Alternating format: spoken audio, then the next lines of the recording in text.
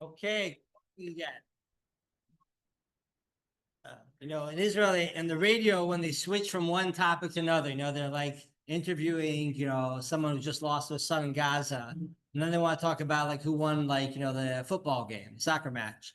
So they say we have a mavar chad on the radio. So this is a mavar chad, and what I want to speak about now is a religious approach to what we call advanced healthcare directives, or planning for our healthcare journey in a responsible way. And once again, I think it's important to frame this in the story of developments of how these things have gone about. So in 1975, there's a young 22-year-old woman by the name of Karen Ann Quinlan. Okay, Karen Ann Quinlan was in New Jersey. She's 22.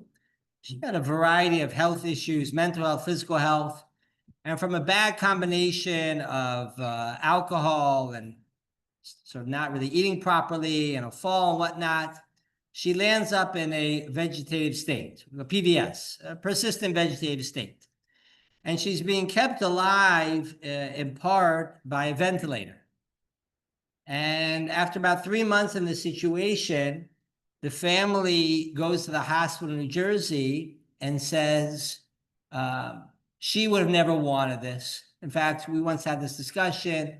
She would never want to be kept alive on life-sustaining therapies, treatments, just for the sake of being kept alive. We want everything to be removed. And the hospital said, no, right? She'll die. And the duty of doctors is to extend life, not to end life. We consider this to be a form of euthanasia. We're not going to do it. And so they went to court, and the lower courts found in favor of the hospital. And they said the hospital has no obligation to stop this. In fact, to the contrary, it has an obligation to extend life unless someone is telling us otherwise, and even then it's complicated. So the family is not deterred, and they go with their priest in hand, they're Catholics, to the New Jersey Supreme Court. And the New Jersey Supreme Court rules that people have a right to privacy. And part of their right to privacy is to decide when they'd want to refuse medical interventions. It's not a right to die. It's not a right to have assisted suicide or physician use. And they further state that in the absence of this woman speaking, we will listen to her parents, who we assume are speaking in her name, in her best interest. And they go back to the hospital and they pull the plug, so to speak, right? They do palliative extubation. And what happens? She doesn't die. She lives for another 10 years. How does she live for another 10 years? Because she's being kept alive she can't eat. How is she being kept alive? Feeding tube, bed.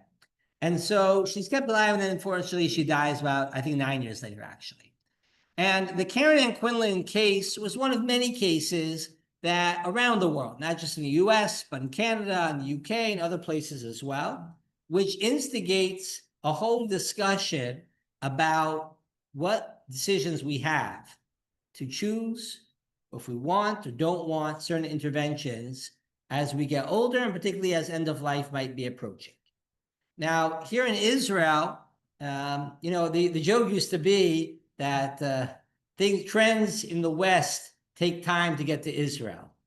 And it would be like the boat, it's like the mail. Right? The mail, it takes its time. You never quite know when it's going to get there, right? So it did emerge in the 70s, but in the 80s, it did emerge, a number of high-profile cases in which various patients or their families express the desire not to have treatments done. So, for example, there's a pediatric case where a kid has cerebral palsy, very sick, and the parents said, we don't want any further interventions. The hospital insisted that they have to do it. They did another 12 surgeries until he died. There are cases of ALS, right, of Lou Gehrig's syndrome, in which people said, I don't want to be hooked onto the ventilator at a certain point. There's a whole court battles back and forth, this or that. And finally, in 2005, after a number of court cases, the court sort of said to the Knesset, you guys should really act. Meaning that's actually how democracy should work. The courts have to make decisions when there's no law, and then the courts turn to the Knesset, legislature, and say, you should act. Now, many things in Israel doesn't exactly work out that way. The Knesset doesn't know it gets act together and fights this or that. But Israel decided, we really need to regulate these issues. And, if you wanted to create a committee, everyone loves committees in Israel. So how many people would you put on this committee? General committees in Israel, how many people are on it? 3, 5, 7, right? 7 days of the week, right? Maybe 8. Good luck, bris milah, whatever it might be. So Israel makes a committee of 59 people. It's like a bad joke, a rabbi, a priest, a philosopher, a lawyer going to a bar. And amazingly, it actually comes out after 2 years of behind-the-scene negotiations and discussions with a law. Now, much of this is due to the credit of the head of the committee, a member of Ematai's Rabbinic Advisory Board, Rabbi Professor Avram Steinberg, Israel Prize Laureate, Shari Tzedek, who is able to navigate between rabbis and lawyers and doctors and social workers to come up with a law. And part of the law is to allow people to appoint someone who will speak on their behalf, what we call a proxy or power of attorney, and also to say something, including advanced directives of what they would or wouldn't want. Now, this idea of creating advanced directives, while it took Israel a long time to get it, emerges in the rest of the world already in the 80s. And the term that's used for it then is what's known as a living will. I've heard this term before. You have a will, which is an estate will, which is very important to get in order as well, of course. And then that is posthumously enacted. And then you have what's known as a living will, which is when I'm alive, I choose to have X, Y, and Z done or not done in the following circumstances. And historically, living wills are actually very detailed. Like you'd have like a list of like 20 different interventions, and you'd have 5 different scenarios. And it'd be like, in these scenarios, I want blood pressure medicine, surgery, chemotherapy, radiation, ventilator, feeding tube, whatever it might be. I want or don't want. And living will. And when the issue first came up, it really got pushed ahead in the late 80s, particularly because in the United States, there was a law that was passed in 1990, which mandated that healthcare providers must provide people with such an advanced directive. And so the question became is, in halacha, Jewish law, do we have such a notion? And they went to the chief rabbi of the UK, who is a very influential person in general, particularly with regard to medical ethics, by the name of Rabbi Jacobowitz. How many of you are related to Rabbi Jacobowitz? A few of you. It's unbelievable. The man had a humongous family. Every time I speak about it, what do you say? Oh, you heard about it. Oh, that was a lot of hands. All I know is everywhere I speak, always someone says, I was his niece, this or that. I don't know. The man was very prolific in a lot of ways, I guess. In any case, so Rabbi Jacobowitz is a very interesting figure. On foreign policy issues, he was a very big liberal. In fact, Rav Goren, in the middle of the First Lebanon War, tries to put him in Chayru because he was so upset about Lord Rabbi Jacobowitz's criticism of the government at the time. But on socioeconomic issues, Rabbi Jacobowitz was a big conservative. So in the early 80s, Thatcher introduces her, Thatcherian economic reforms, conservative economic reforms in England. And the Archbishop of Canterbury, the most influential religious figure in England, gets up and denounces Thatcher and says this is bad for the poor, this is against religion. And Rabbi Jacobowitz defends and says, actually, no, halacha, Judaism believes that the poor need to go to work, we need to encourage people to go to work, et cetera, et cetera. And Thatcher goes on to the floor of the House of Parliament and declares, I wish the chief rabbi was the Archbishop of Canterbury. And that's ultimately how he becomes a lord and the whole story, okay? So he's a socioeconomic conservative, and they go to in the late 80s to say, should we develop a halachic living will? And Rabbi Jacobovitz says the will of a Yid, the will of a Jew, is always to live. The notion of a living will is foreign to Judaism. The same way the whole notion of quality of life or death with dignity, whatever it might be, is also foreign to Judaism. Okay? And so his approach is more or less says, if you have to sign something like this, say, I want all interventions to be done. I want everything to be done, even though he too understands that, we used to call them heroic measures or this or that. Sometimes it's inappropriate, but the default is always do what we can to keep a person alive.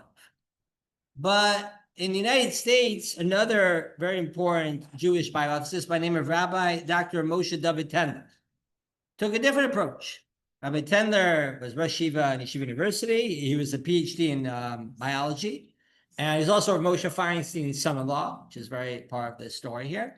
And following the position of Moshe Feinstein, Rabbi Tendler said, in halacha, we do care about quality of life, or whatever you want to call it, pain and suffering. And there are many agadatot and stories in Chazal in which they teach us that sometimes this isn't a life worth living. And that doesn't mean, or you could put it that death would be better than life.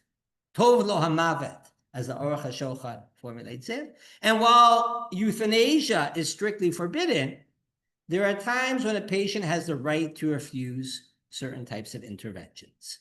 Now, I stress the point of euthanasia being forbidden, because let's go back to our Canadians. You're a native Canadian here? Oh, you have another Canadian. So, sorry, I'm really sorry. I'm really sorry now. So, Canada, they legalized euthanasia in 2016, what they call medical assistance in dying. How many people die every year, you think, from euthanasia in Canada? Thousands? You say, no way. 1,000, 500, this or that. 8,000. In 2023, which is the last year of statistics on, 15,323 people died from euthanasia in Canada. It's about 5% of all deaths in Canada. In Quebec, it's even higher percentage. 15,323. A year. Give a little bit. No, it's not necessarily so. We'll do the numbers there. Trust me, I got it right. Okay. So anyway, this is the numbers. And euthanasia is a growing trend around the world. New York State tomorrow the Senate is voting on physician-assisted suicide. It's legal in 10 different states in the U.S. already. The UK just passed a bill to allow physician-assisted suicide. And I'm stressing this point because around the world, the default has very much become one of autonomy. And more or less people do anything they want, including choosing physician-assisted suicide, and certainly to withdraw all interventions, which raises a lot of halachic issues when you're in Chutz La'aretz. So the fact that I'm speaking in English, my guess is that the vast majority of you, if not everyone here, has spent a significant amount of time in Chutz La'aretz, and you'll know that the default there is very much in terms of autonomy. People can choose to forego interventions, to withdraw interventions, to pull the plug, whatever it might be. In Israel, the situation is different. Okay? And this is a very important thing to understand before we get to the directives as well.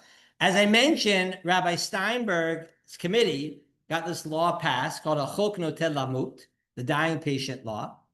And the law is not perfect by any means, but it's, it was a very big improvement of what happened beforehand. And the default in Israel, officially, is to do interventions.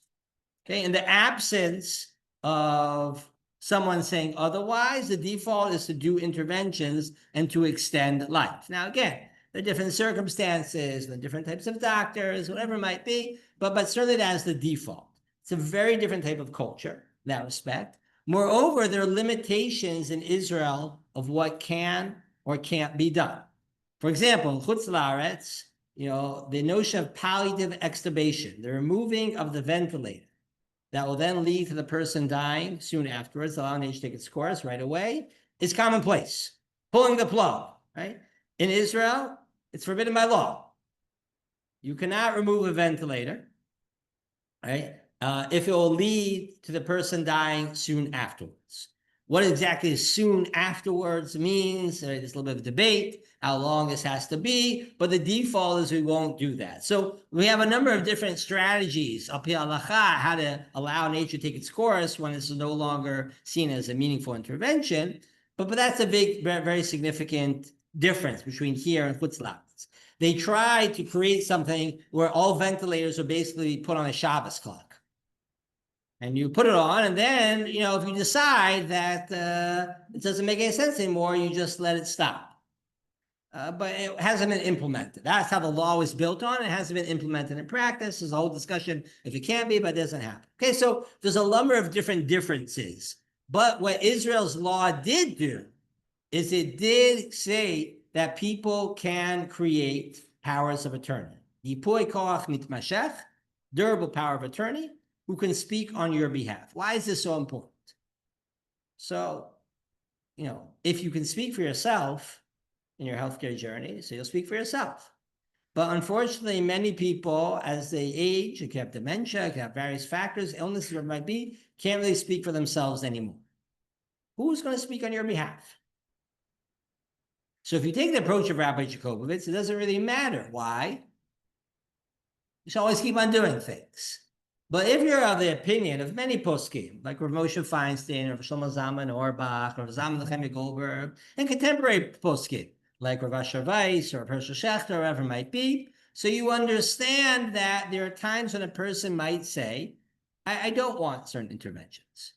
But if you're not able to speak for yourself, who's going to make that decision for you?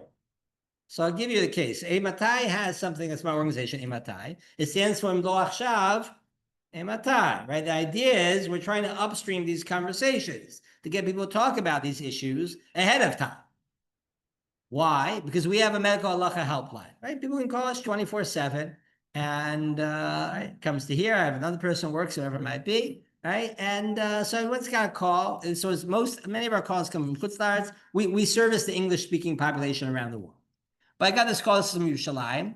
A woman tells me there are like 3 siblings, there are 4 siblings total. Mom's got advanced dementia and advanced Parkinson's. It's not a great combination. And now they're having a question about whether they should insert a feeding tube, PET, in this case. And so the first question I asked, because this is what the postscript I follow always said to ask is, well, what do you think mom would want? You have the right to refuse or not. And her answer to me was, we never talked to mom about it. Why didn't they ever talk to mom about it? She had dementia and Parkinson's. We all know where these are leading to. And the answer is, they're scared, it's hard, it's difficult, whatever it might be. The only problem then is if you don't talk about it, what are you doing?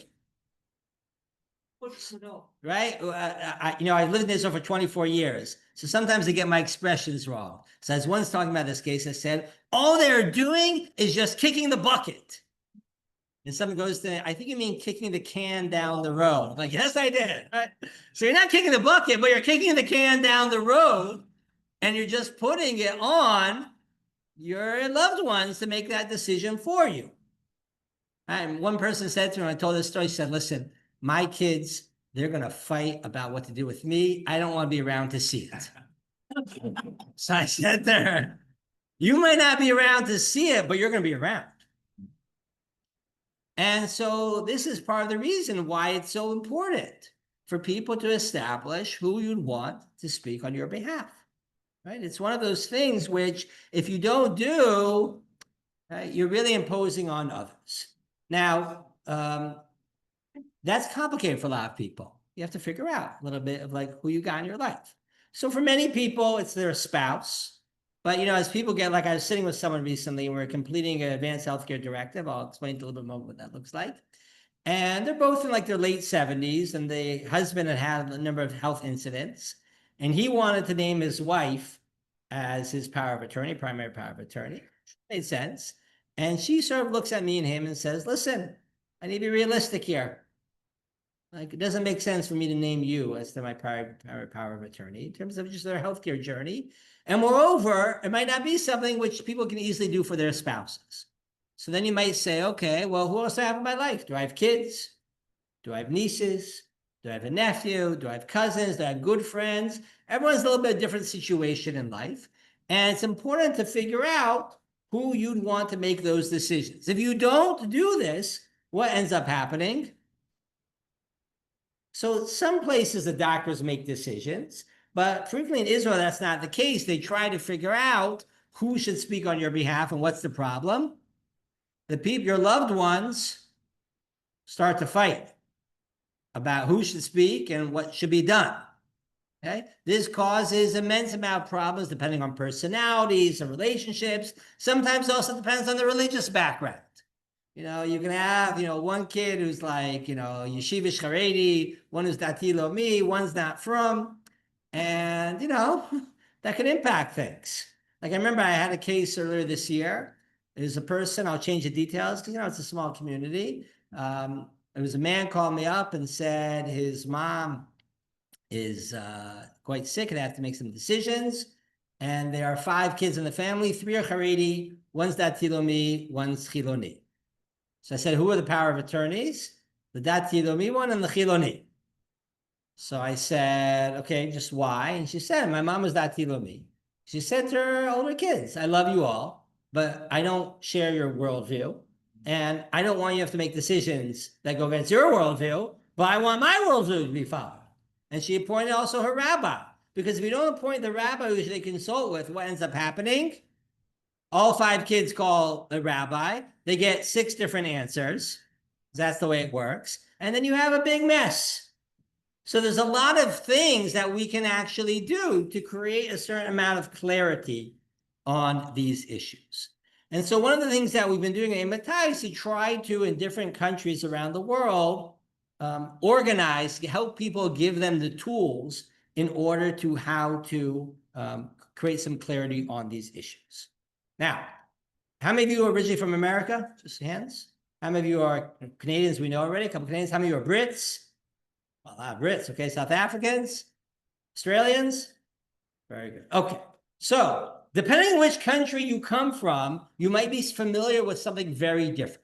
So for example, in America and Canada, if you would take a piece of paper, a napkin in the cafeteria, and write down, Joe is my power of attorney, and sign it, have people witness it, they'll accept that in the hospital. The whole orientation there is to try to create clarity, and they try to make it a little bit easier. In the UK and in Israel, you have to use an official form. Okay, so it's a very big difference. You should just know, right, the different forms. And so one of the things we've had to think about is how do we create forms that make sense in different countries? So if you come from the UK or US or Canada, or even Australia as well, it's a little more complicated in Australia, but the model is that religious communities created their own halachic living will or power of attorney form. It doesn't work in Israel or the UK for that matter. And so what we said is, okay, let's look at the situation in Israel, given the law, and say, how do we make a user-friendly document for people to complete in Israel? And since we're catering to the English-speaking audience, how do we make this doable in English as well? Because it makes it a lot easier for people to fill out. So Israel did have an official translation for these documents. I'm going to focus on Israel here now. The official translations were not perfect documents, to put it mildly. So I'll give you an example. One of the documents I'm going to describe, unfortunately, this is a terrible mistake, but the law requires a professional to sign it, their stamp. Now, the professional could be a rofeh. What's a rofeh? An orach din. Okay, good. A social worker, right? And an ach or achot. Nurse. The official translation is lawyer, doctor, social worker, brother or sister. It's unbelievable. We have like these Facebook groups where we make fun of bad translations. Do you ever go to a restaurant and like compare the Hebrew and English and get a good time from it? Okay, this is not a joke though. They literally have on it brother and sister. And I'm like, oh my God, like what do you do? Okay, so that was one problem. The second problem to navigate this issue is that in Israel, you actually have 2 different documents. This doesn't make a whole lot of sense, right? You should really have one document which creates a durable power of attorney. That's what it is. But Israel has two documents. Okay, I'm going to show you what these documents are. One document is what's known as the continuous power of attorney, medical power of attorney for healthcare matters. Yipoi koach rufui mitmashech. Go into Imitai's website. You can download this. I'll explain to you a little bit more of this. Okay, this is called the Tofes Dalet, and what this does is it creates a continuous power of attorney for healthcare matters. There are continuous powers of attorneys for financial matters. That's a different thing. It doesn't have to be the same person. You can have someone you're no longer able to speak for yourself, act for yourself. You want someone to act on your behalf on financial matters. That's called a yipoi koach mitmashech for inanim kalkalim or kaspi. When it comes to health matters, you have yipoi koach mitmashech for rufui, which is known as Tofes Dalet. Okay, and that governs all situations except if you're deemed terminally ill. What does it mean to be deemed terminally ill? It means that a doctor says you have 6 months or less to live. It's not obviously a perfect prognosis, but the assumption is that it's fair to assume you have 6 months or less to live. Then you have a different document, which is known as the dying patient law document. They could have come up with like a better term, right? The dying patient law document. Like, are you kidding me? You can't make this a little bit more cheery? You know, like the Adnev Esrim document, right? There are all sorts of ways of saying this that have been more effective. Like I said, it's not a perfect law, okay? And this law, this document governs who should make decisions with a person in a situation of less than 6 months or less to live. Which document do you need? Both. Unfortunately, you need both. Okay, there's the wise thing to do is to sign both. So then the question becomes is, okay, well, what are you looking to do here? So in both documents, there's different models. I'm just explaining to you for the contrast so you understand. In the US, you have the model is you have one primary person who can make decisions, and then you can set up backups, alternates. I happen to favor that model. I think that makes a lot of sense. But both the British model, for that matter, the Canadian model as well, some of the Canadian models, and the Israeli model allow you to choose multiple people. And then amongst these multiple people, you have to decide, is one person have primary role and the others are backups? Do the people get to choose together and they have to make those decisions together? Or do they each have equal and independent powers? What's known as joint and several. Okay? And everyone has to look at their life and figure out, you know, which one they prefer, depending on your situation, right? So, you know, some people want to create documents. So listen, all my kids, friends, whoever it was, power of attorney, I trust fully, and I want to give as many people as possible full authority. They'll figure this out, but at least that way I'm covered. I have more people. Some people say, I really prefer one person to make those decisions, but what could be? You know, they could be in Cyprus, right? They could be in Gaza. They could be all sorts of places. They're not available. And that being the case, it's important to have a backup. We strongly recommend people to have at least 2 people because, you know, people are busy and not available. People could be in a car accident with you, whatever it might be, okay? So we strongly recommend people to have multiple people to help them with this. And then you create a certain relationship between those factors. Now, that is very, very important. Having a power of attorney is very, very important. What else do you want to tell people? So depending on the form, they'll also give you an option to create an advanced directive. An advanced directive isn't just a power of attorney or proxy. What advanced directive says is, if I'm in situation A, B, or C, do or do not do X, Y, or Z. And for some people that makes sense, particularly if you have a clear diagnosis and prognosis. Meaning, if you're at a certain stage where you have something already that you're dealing with, whatever it might be, so it's a little bit easier to see and you might want to give directions. By default, I don't recommend that model though. And I'll tell you why. It's actually been shown that many people, first of all, they change their minds all the times what they'd want or wouldn't. You know, you're 62, you're running marathons, and someone says, you know, if I ever have to wear adult diapers, don't give me interventions. Then as you get older, whatever, you realize, like, that's ridiculous. I have a lot to live for. This is uncomfortable, whatever it might be, but I want some to live. And there are many, many other circumstances like this. Happens all the time, even when people know their diagnosis and prognosis. But they say, I thought one thing, and now as I've gone along my healthcare journey, I've changed my mind.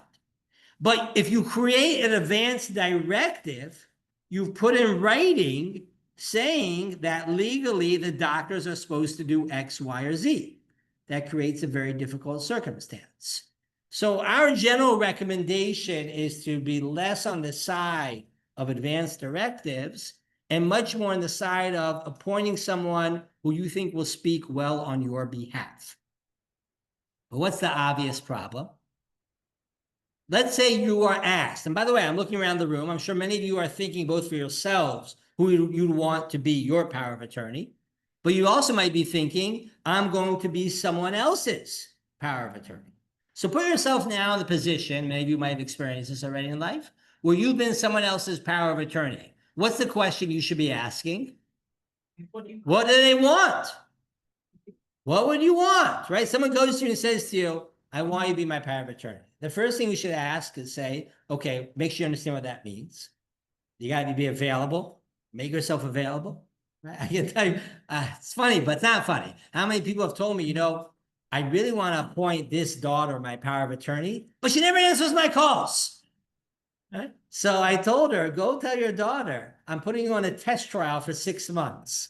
See how many times you answer my calls, and I'll decide, right? But also being serious, you have to ask yourself, you can be available, right? Ready to do this and be an advocate, because people need advocates in hospitals. But the obvious question you also ask is, what would you want? Now, it's very hard to know what I want, and it's very hard to know where a healthcare journey is going to take us. There are all sorts of scenarios where we don't know where it's going to go. And so one of the things that we did at AMATI is to create a non-legal document, a conversation starter, okay, which asks 6 questions. 6 questions. It's like the questions earlier that they have multiple parts. Okay? I have one question with 7 parts, right? No, we didn't do quite that. But there's 6 questions that we put on here, which is non-legal. We have a Hebrew version and an English version, okay, in which we let people talk about their general values and preferences. What would they like to know? Their pain tolerance. Like an important question. If I have an irreversible lack of cognition, as in cases of advanced dementia or severe brain injury, we don't ask, would you want a ventilator or a peg, this or that? Instead, we ask more generally, would you want treatments focused only on comfort and managing my symptoms? Treatments focused on comfort and managing my symptoms while also being open to potentially painful treatments? Or treatments focused on extending my life without prioritizing my comfort? Different people have different orientations around these types of issues. And the idea is to prevent that case that we spoke about earlier, where people have to make decisions and they have absolutely no idea what their loved one would want or not want. So at least you've been able to open the conversation a little bit to talk about some of these dilemmas. And then hopefully from there, you'll be more wiser in terms of making those decisions. There's no panacea to know exactly what someone would want or wouldn't want in advance. But at least you've talked about this. And then as your healthcare journey goes along, you can continue to talk about these things. Just super valuable. It's sort of like talking about the birds and the bees, their kids, whatever it might be. No one really likes talking about the birds and the bees with their kids, but you'd rather talk about it in a calm manner on the couch than when you walk into their kid's bedroom and you see them doing X, Y, or Z. Same thing here. It's not a comfortable conversation necessarily have, but if you talk a little bit about advance and talk about a little bit of general values and preferences, it'll be much easier to talk about it as you move along in a healthcare journey. And so, but people have a hard time starting that conversation. So he said, B'vakasha. It's an easy form to fill out. It's got scales. You don't have to write a whole lot. And then we leave on the last page a place where you can leave some of your general thoughts about what you find to be a good death or a bad death, to invoke memories of a dying process of loved ones, or what matters to me at the end of life is fill it in. Give people some data, something to work with. Right? If you don't do this, this is normally how it goes down. So I met with a couple. I talked about this. Said, Rabbi, we don't need this. Oh, great. We talked to our kids about this. Oh, great. What do you tell the kids? So the woman goes to me, I told my kids, as soon as I become a pain in the neck, take the pillow, put it in my face, and get it over. So I look at the husband, I go to him, you're going to do that? And he goes to me, maybe. Maybe. What? And then I looked at him and said, what do you tell your kids? He said, I told my kids, keep me going as long as possible until the insurance runs out. Very American answer. So I said to him, so I just had a case recently of someone with advanced dementia and Parkinson's who got COVID. And they want to know if they should put the ventilator on or not. Would you want the ventilator there? He's like, no, that's what I had in mind. Well, you told your kids to keep you going as long as the insurance runs out. And this guy had a lot of insurance. He said, well, that's not what I meant. So we really haven't helped your kids out that much by telling them that. Right? So what we're trying to do is to create some tools to get people to talk about these issues. Now, you really then have to, if you want to do this properly, have a legal forms fill out and then the conversation. So like I said, they've made things a little bit difficult in Israel, but one of the things we've tried to do is to make these bilingual versions. An advantage of bilingual is that even though we recommend certain parts you have to fill out in Hebrew, the parts you have to fill out in Hebrew are writing your name in Hebrew, your address, the name of the paragraph, not overly complicated things. Even if your Hebrew isn't that great, you can easily fill it out, have something out, fill it out with you. And this way, when you show up, right, at a certain point, it will be on file. And we give detailed instructions, each document where you have to file it. So one is with the Ministry of Justice, the one is with the Ministry of Health.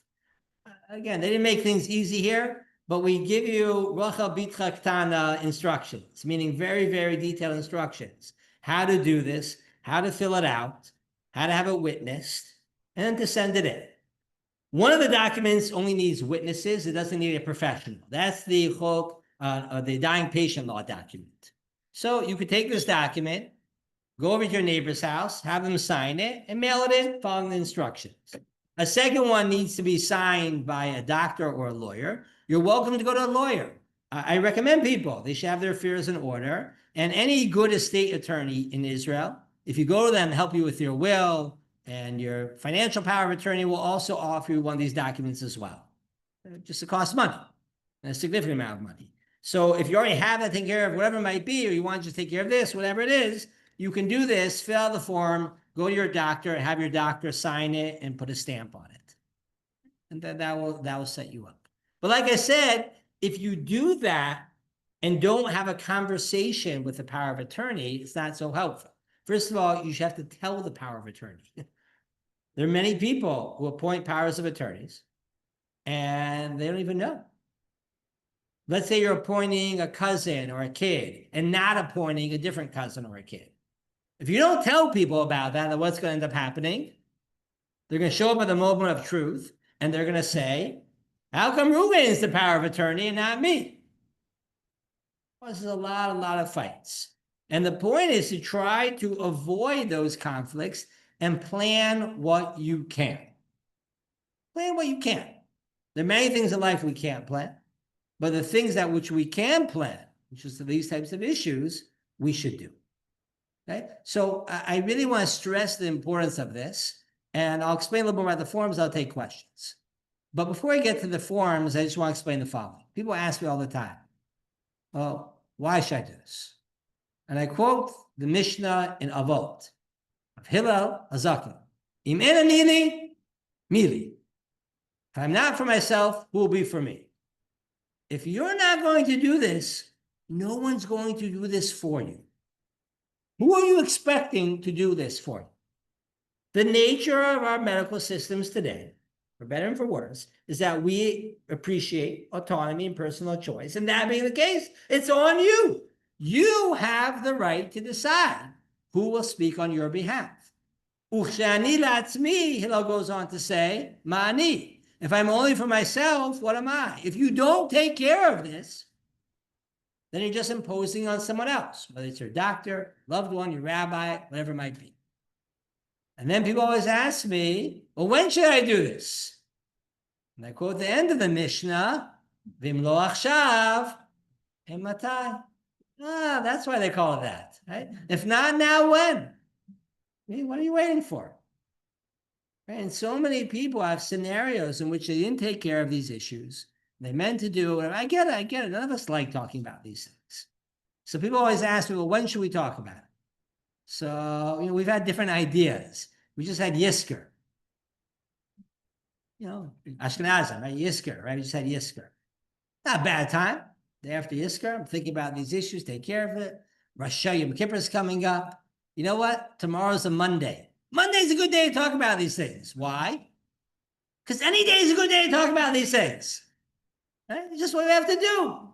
Just what we have to do. It's one of those things we take care of. And everyone has in their own lives different things we should take care of.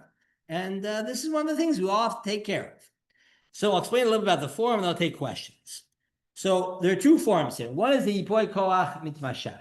Okay? It looks scarier than it is. Because we made it, bilingual. We have a whole instruction step by step. We try to fill it out, whatever. It's not that hard. Not that hard. What's most important is to come to this situation knowing who you want to speak on your behalf. That can take a little bit of time. You need to think about that question, right? Now, this one has to be signed by a professional, and not only witnessing your signature, but also the signatures of your powers of attorney. Okay? They made it difficult. Total mistake. I mean, I understand the wisdom of that. The wisdom is that way you make sure they know what they're signing up for. There's a logic to it. But then it makes it a lot harder to do. I remember my mom filled this out. My mom lives in Yerushalayim. So she went to a lawyer. She filled it out. Then the lawyer had to call me down, had to call my brother down. And it took like 6 months till we got down to whatever it was, right, to get it done. Okay, so if you have a family meeting or this type of thing, get that done, that's great. You don't have to bring it to your doctor also. If you have a friendly nurse or doctor or social worker who lives next door to you, who has an Israeli license, has an Israeli stamp, they can also stamp it for you. My guess is there's 1 or 2 doctors or nurses in the neighborhood. Okay? We did Nefesh B'Nefesh in Yerushalayim last month. We had a signing event. We had a lawyer there, and we went through them. People had all these documents, and they went through it. There are different ways of organizing and how to do this. Okay, so that's one way certainly to do it. The Chogon Telamut form, the big advantage to that is that this form doesn't need to be witnessed by an official, doctor or lawyer. It can be witnessed by anyone. And it doesn't need to be signed by your powers of attorney. The disadvantage of that form is it only kicks in if you've been designated as a patient who has less than 6 months to live.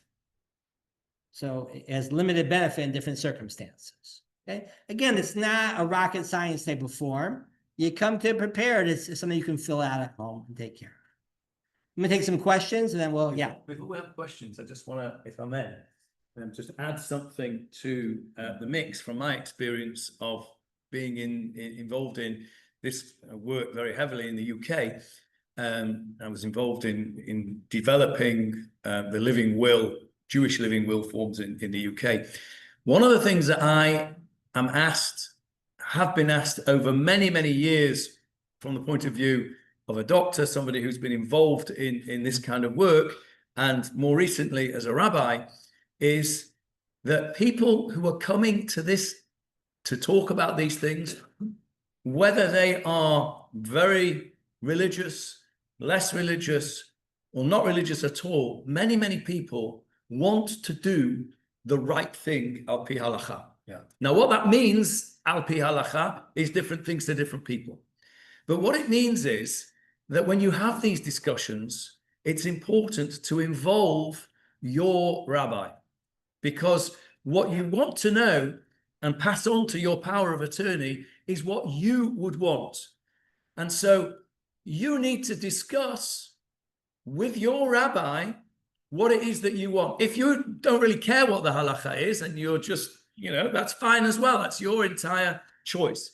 But if you are somebody like most of the people here who care about the halacha, you need to find somebody who you're comfortable with, who knows what the halacha is, to discuss before you write what it is that you want, or you tell your power of attorney what you want.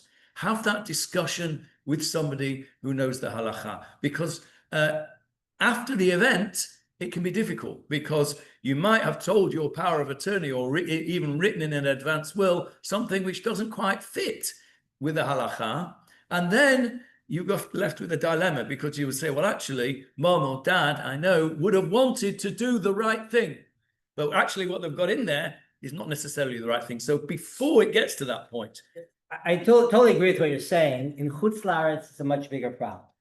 In the UK, it's a bigger problem because if you we have these cases. Someone will put in their advanced directive, they'll get a boilerplate document from their state attorney. And the state attorney in Chutz La'aretz will let you do anything. You choose anything. And so you wrote in there, when I can no longer recognize my kids, stop all interventions. Well, any doctor in America or Canada, the UK is going to take that to mean pull the plug on all sorts of things, which might not be consistent with halacha.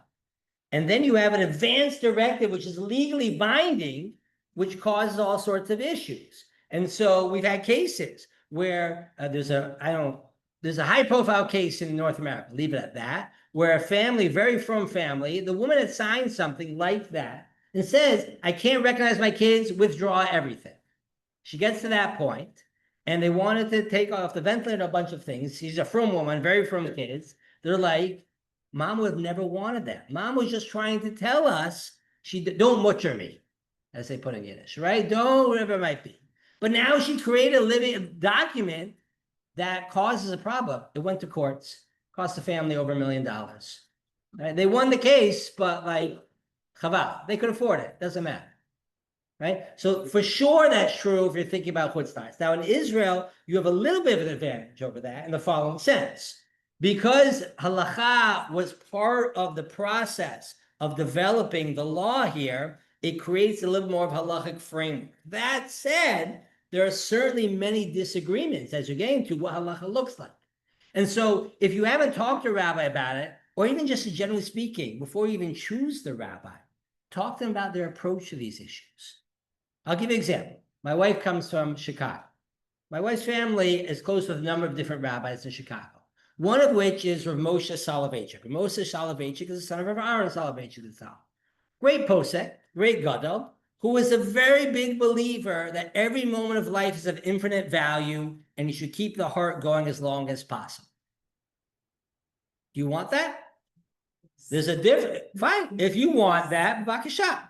There are other poskim who feel very much that quality of life matters a lot. So which rabbi you pick to designate to talk about these issues is going to make a big difference. So you should, for sure, as you said, Rabbi, to create a conversation with those poskim before you designate. If you like the person because they give a good drasha or they say hello to you every morning, it's not the great way to picking a posek in these situations. And I fully agree with you. That's why it's very important to make a wise decision thinking about these questions. Yeah. Thank you for the Rabbi. Thank you. Thank you. Yes. A few minor points. First, what you discussed was it dead and brain dead, or what is considered dead? Approach that subject, number one. Yeah. Number two is euthanasia. I guess when you do that, there's no, you can't collect on your life insurance policy, correct? It depends where. Okay. But either way, it's us. And the third thing is if you travel. In Canada, they let you collect your life insurance. Oh, what? In Canada, they let you collect your life insurance. You know who goes out there? It's not getting better. Third thing is if you have a will saved in the States and you end up in Israel and you. It's useless. In a car accident in Israel. It's useless. A will in the United States for healthcare matters. It's a very important question. If you fill this out in the US or Canada, UK, and you show up with that document in an Israeli hospital, they will say this is not legally binding here. They also might not understand what's written in it. Okay, that's why you must have, if you spend time, you split time, you go back to UK and here, whatever, 6 months a year, you should have a document that works in both countries. Very, very important. It's very, very important to have a legally binding document for the country you live in. Otherwise, they're going to look at this form and say, what good is this thing? Okay. Our forms, by the way, have been approved by the various government ministries. Right? I tested it with myself also. Like I filled one out and they came back and approved to it. You asked me about brain death. So briefly, the definition of death is a matter of discussion amongst different poskim. Do we say that the irreversible cessation of respiration, when a person is no longer able to communicate, to be responsive to their environment. And they will never, ever again be able to breathe on their own, spontaneous respiration, as tested in the brain stem. We don't really care about the brain. We just care about testing it in the brain stem. Is that the halachic definition of death? Or do we say that no, as long as the heart is still beating because of artificial ventilator, person is still alive? This is a major machloka in poskim. The vast majority of cases, though, it doesn't come up. It's pretty rare. In all of the state of Israel, brain death comes up about 450 times a year. Okay, so add it up, whatever this, so that comes up occasionally. In the religious Zionist world, religious Zionist poskim don't agree about anything. Shemitah issues, kashrut issues, gerut issues, land for peace, women's issues. What bracha do you say on Bamba? It's a machloket. There's one issue which religious Zionist poskim actually agree upon across the board, and that is that they accept the criteria of brain death as the halachic criteria for death, which also allows for organ donation. Okay, so by the way, it's not accepted by the London vet thing. So in the UK, I think it's completely different. But the vast majority of times this doesn't come up. The vast majority of times it doesn't come up. It's pretty rare, brain death in terms of it, but it's an important question. Right? In the religious Zionist community, though, it's not controversial, interestingly enough. Yes, sir. Just for clarification, we were at a meeting for a few months ago with another organisation that gave a lecture on this topic. Yeah. They spoke about a government ministry form. Yeah. It's a lot like what you're talking about. Is your form just an extension or a? Our form is the official government ministry form, Right. made user-friendly and made bilingual. So it's one and the same. You have to use that form. Now, there are other organizations, kol hakavod to them, that are promoting using the forms of the government. Yeah. You have to use the form of the government, but the form from the government is just a terribly done form. Yeah. I don't know how else to describe it. It's just irresponsible. It's the graphic design is from like the 50s. Yeah. And it was done in the 90s, which is why it's really inappropriate a lot of the 2000s. It's just terrible. And so what we try to do is make one that's user-friendly, that has nice colors, that has clear instructions. Same exact words. Same, what's that? Same legal authority. Yeah, we had to. Because you said earlier something wasn't. Oh, so the conversation guide, what you talk about with your loved ones, is about your general values and preferences. And that sits on site. That's on site. It's not a legal document. It can be done, you don't have to fill it out even. You just use it to talk over things. We recommend people to fill it out because then you remember things, love them, right? But that's the whole point, because signing a power of attorney only gets you so far, right? How helpful is it? I mean, it's helpful, but has limited help to it. Thank you for the question. Clarify. Yes, sir. If you designate a rabbi on the direction, is it okay if you keep them a good bar? So first of all, on the Israeli directive, there's no spot to designate a rabbi.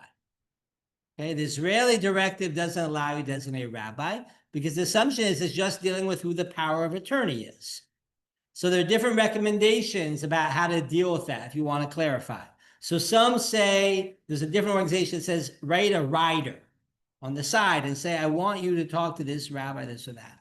I think it's much simpler to take a conversation guide, right? And then write it down on the back page, which we give a space for, and say, I want you to call Rabbi X. We also, by the way, recommend a backup rabbi. Okay, it's not available. By the way, you're welcome to list Ematai. We have a 24/7 helpline. We're helpful to help you. There are other organizations in Israel that do this as well. Tzor has a helpline. Pua has a helpline. Whatever it might be. Okay. Yes, ma'am. One of the student identified issues, my mother in Lanyana, I actually started to use the phrase end of line the last year or so of the life. And the medical staff couldn't get out and move fast enough. They made them very, very nervous indeed. And I'm wondering, are you, is anyone in touch with training of staff and trying to introduce these forms? So unfortunately, there has been some progress in Israel on this issue for a variety of reasons, cultural and otherwise. Jews, Israelis don't like talking about end of life. Listen, we whisper the Tochacha when we read the Torah. We have people walk out during Yisker. There's nothing better that says don't talk about death than walking out and whispering. It's like cancer. We can't say the word cancer. Oso machala. We don't say it, whatever it is. It's babyish. I don't know what else to say. I have a whole sheer on why Pitchon Pele Satan isn't relevant here, this or that. So you can be concerned about those issues. And then there's a good chance you're going to die a painful death unnecessarily because you weren't able to talk about these issues. It's a terrible problem. Terrible problem. But I think many hospitals in Israel, by the way, they're more than willing to talk about these issues and have those conversations. We try to do everything we can. We try to do everything we can. Be okay to access those from staff or that. So the question is what the staffs in the hospitals will provide you. They have to provide you with either their forms or usually the official government forms. And that's fine. Ultimately, what you want to do is try to get something down, make sure it's right. Now, what Israel did do, a court decision did do, is says if you don't have a power of attorney, you used to be able to run to court to create a power of attorney, which is a total mess. So they did pass something to give you like a social worker can give like a 6-month, like one-time pass to appoint a person to speak on your behalf, which helps, but that might not have been the person you wanted. Right, so it can cause a lot of issues. That's why it's very important to get these things in order. Yeah. You have to find anyway. Yes. So one of the good things, actually, I'll explain it right now. One of the good things they did in Israel is that you file these documents. Now, it is annoying to file documents because you have to send, well, one of the documents you can do online, submit online. One of the documents you have to send through registered mail, which means you have to go into the post office. Bum, bum, bum, bum. Okay, right? So we all know what that looks like, right? But, now you can make appointments in advance, right? You can do, some of you might have a tour from the line anyway, and you can make a tour of a click, whatever it is. What can I tell you? Sometimes you have to go to the post office. Lo aleinu. Should be the worst of our problems, right? Plus, shalom. We should whisper the word post office, right? But okay. But it's one of those things we occasionally have to do. But here's the advantage. Once you register it properly, it's in the system. And a lot of times what ends up happening in Chutz La'aretz is people write these documents and then they keep in their safety deposit box with their last will and testament. It ain't going to help you if they're pulling out the last will and testament to have that document there. You know where Jews keep a lot of their documents? The freezer. Have you ever heard this? Like Jews, I always told you, we keep all our documents in the freezer. I grew up in Texas. In Texas, we keep ice in the freezer, right? We don't put our valuable documents there. It's so weird. What if you change your mind? If you change your mind, you take the document, you rip it up, and you sign a new one. Then once you've registered it, you change your mind. You send it in, and then you can re-register. By the way, some of the document in the Chok Notel Lamut document automatically goes out of power after every 5 years. Why? Because they wanted people to constantly look over the document to make sure they update it. That's a good idea in some ways. The bad thing is that many times you don't need to change it, and now you have a document that's not officially a... So again, there are advantages and disadvantages to the system. Yes, ma'am.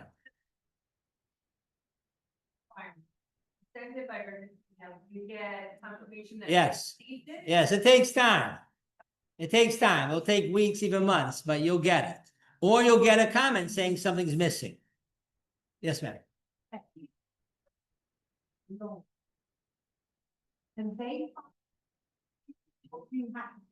No, that's what you're paying them for. They're going to file for you. That's a big advantage. They won't give you the conversation guide. Yeah, they can get you those documents, and there's a big advantage in doing it that way. But then, one thing I'll tell you though is that the average estate attorney in Israel will give you the version of the form that gives you the options for very detailed advanced directives, which is an option. Again, I'm not a big believer in it, but other people do believe in it. But you should just know you don't have to sign all those advanced directives. So adult children live in different countries, can they be your attorney? Complicated. So the question was, can you appoint someone in Chutz La'aretz to be the power of attorney? So officially, yes. Officially, you have to give their passport number and whatever it is. The only problem is that, like, if they're not around, you're depending on, let's say, a nurse to call a number in Chutz La'aretz, speak a language. you legally it works, but I recommend that people, certainly in those cases, make sure you have a backup who has equal powers, right? Because they're gonna typically speak to the person who's there, who's present. Yeah. You're a geriatrician? Yeah. Even if they're technically able to, you can't move them out of, because there's gonna be a lot of efforts. You can't move someone out of the country because unless they are able to be there immediately, there's a ton of forms, every time you get a procedure done, that person needs to be there physically to sign it. All right, no, but the idea is that the person's gonna come. If you are appointing someone. Again, that's why I'm saying, so again, you know, Help with that. In terms of, it's. they're gonna need someone who's gonna be there. Now, by the way, it could be that the initial papers will be signed by one person, and then that person shows up, they have rights to do it. Depends on your dynamic. This is why it really depends on your dynamic. So I usually tell people pick someone local. But if what you've got local, your options local aren't really great for you, then you might want to say, okay, I'll use them as the backup, but that depends on the person. Yeah, I'm sorry, I didn't quite follow that. In the event of anything, does the power of attorney have to be safe at the hospital physically? That's the point. when things need to be signed, they're going to want someone who's physically present. During COVID, there was a little bit of relaxation of the rules to let things done verbally and orally and video, whatever it might be. But in practice, you're going to want someone who can be there and present. You could come up with laws and situations where you'd be more flexible about that, but in practice, I fully agree with that. You want someone here to be here. Yeah. All the forms that you spoke about, are they all available for download from your website? Yes, you go to amatai.org, you'll see on the bar, there's health directives, it's called Netivot. That's whatever. Then you click under Israel and you can download these forms. They're all there for free. Sorry. The point is, you have the form, you register that you send it in. After you go to the hospital, this and that. Are you covered as things go along? You're saying that you're not getting new. It's always good to have a copy with you, to make sure I have it with you, but the originals are sent in. It gets registered in the computers. You are covered, but it's always good to have a copy of it. So before you send in the document, I'd scan it, I send it to your loved ones. Everybody should have a copy of it. That way it's available. So, sure.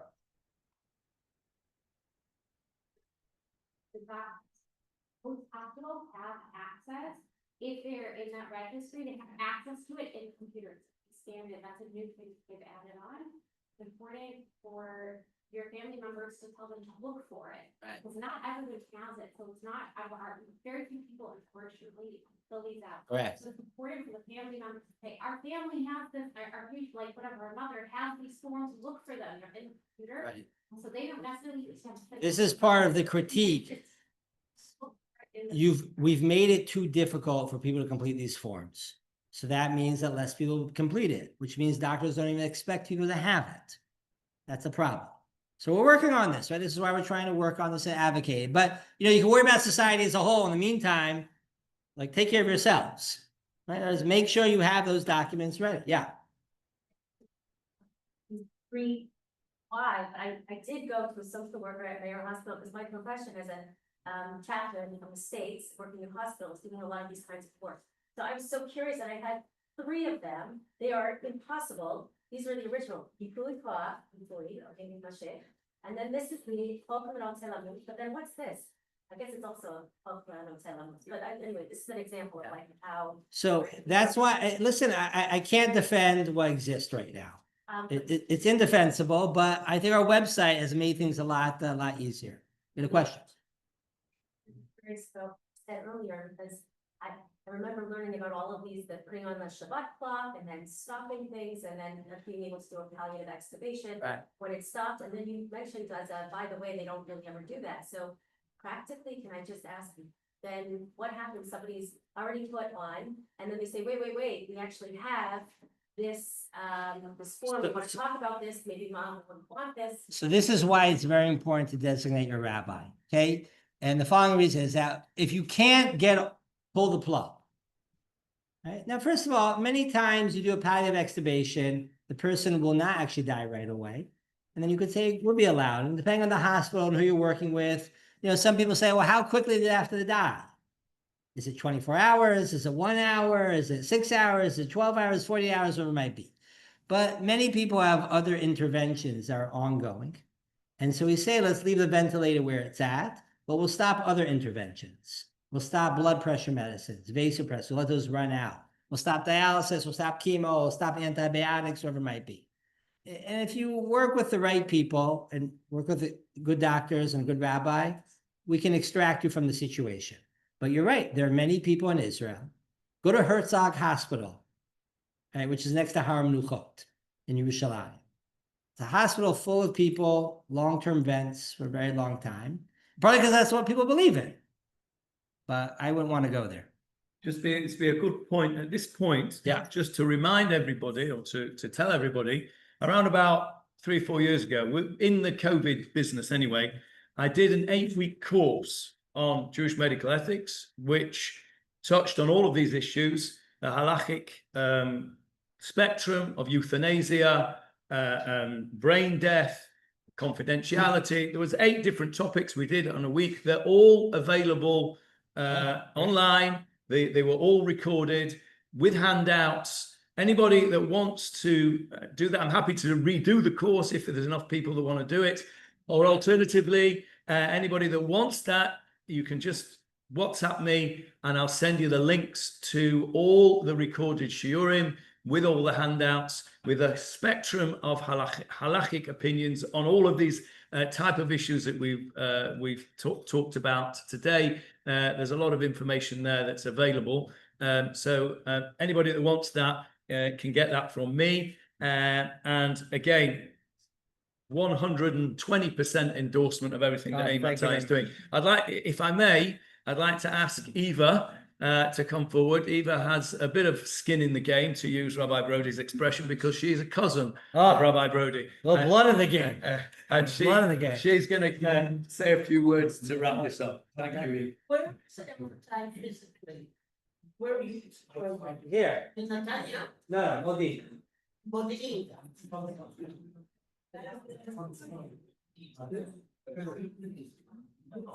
Yeah. Oh, so first, thank you so much, Rabbi Shlomo. Thank you, Rabbi Johnny and Shoshana for making this morning possible. And I guess I'll just say that I'm glad we live near the beach so we can take a walk, breathe in some air, and of course have a cup of coffee. And I just also want to add that my earliest memory, I'm for sake of full disclosure, Rabbi Shlomo's grandmother was Zichronah Livracha, my Aunt Freda, my mother's sister. And one of my earliest happy childhood memories was being a flower girl at the wedding of Rabbi Shlomo's mother and father. And it's just really means a lot to me to listen to and to see Rabbi Shlomo continue the legacy of his father, Dr. Baruch Brody, who is a distinguished scholar and also a wise, generous, and humble person. And I felt that like every aspect of his life was imbued with his understanding of the purpose of knowledge is to make our lives better as Jews and as human beings. So I'm really grateful for that. And then just finally, I'll say that this entire morning felt like a bit of Gilui Na'od, which in Hebrew is full disclosure, but I really like the Hebrew word full disclosure because Gilui means revelation and Na'od means proper, but it also means pleasant and beautiful. And so during these times, these days that are so difficult and painful, I'm really grateful that we're gaining these tangible ways to make our lives more whole and more meaningful. So thank you very much.